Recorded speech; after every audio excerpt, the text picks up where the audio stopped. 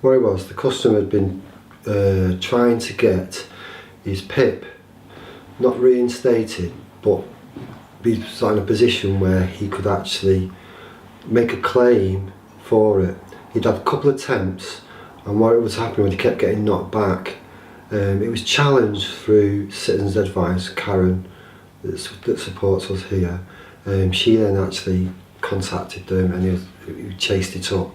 Now this period of time went on for about 18 months and he was still getting no further with it. So we started to ring up pretty much on a daily basis to almost the point of harassment, in a polite way.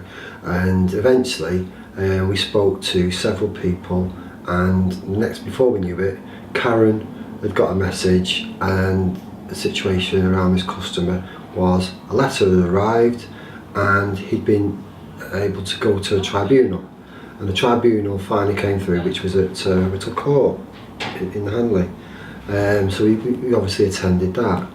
Now, the attendance of it was very difficult. The guy went through the motions of explaining his situation, again supported through advocacy on my part, and still none the wiser what the outcomes were going to be. He was totally frustrated by then anyway. To be fair, he had actually given up. The fact that that day happened was probably the only thing he had to think about, in the sense that he'd waited 18 months, it was just another day, but there could be something at the end of it.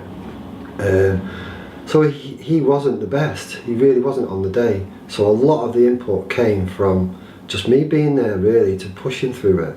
And in the end I ended up discussing it to the judge who made a decision, and the DWP person was there, and it was actually trying to explain to them what he was dealing with.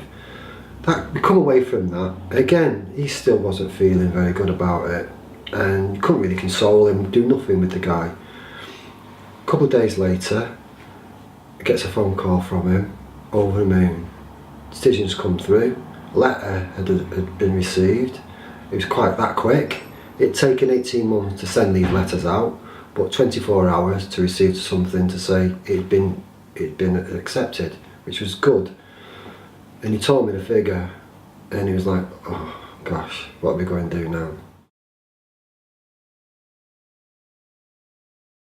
It was 12 grand roughly around his P.I.P. 2 grand come from an enhanced payment on his ESA, and so he struggled for such a long time. That suddenly came in several payments, and it affected the guy so much. He'd gone from working with services to sort of like just being a different personality. His relationship with his family had changed. He then started to do things that he used to do in reasons why some of the services were involved. So he'd actually gone back in time. So from going to thinking about detox, to thinking about reduction, to thinking about things where through support services, that was all just put to one side now. Why bother, my life's something else now. Yeah, and then the drugs increased. So in the past, we weren't taking drugs, or they were deemed to be, why do I want to take drugs? I don't want to be on that level. But now, I can buy them now. I can do these things. And again, they were coming into the problem. So drugs and alcohol. So this guy was actually, he had money, and it was money to burn, and it just totally dictated him, and it actually sent him backwards. And from that support point of view, he's just his relationship with his partner, destructive. It changed him, but there was no one there to support. So the idea around it was service could be involved, but really the services that do get involved are generally for things like addictions, possibly mental health, and which is useful, but there was nothing specific to say to this guy, what we're going to do now with your newfound wealth.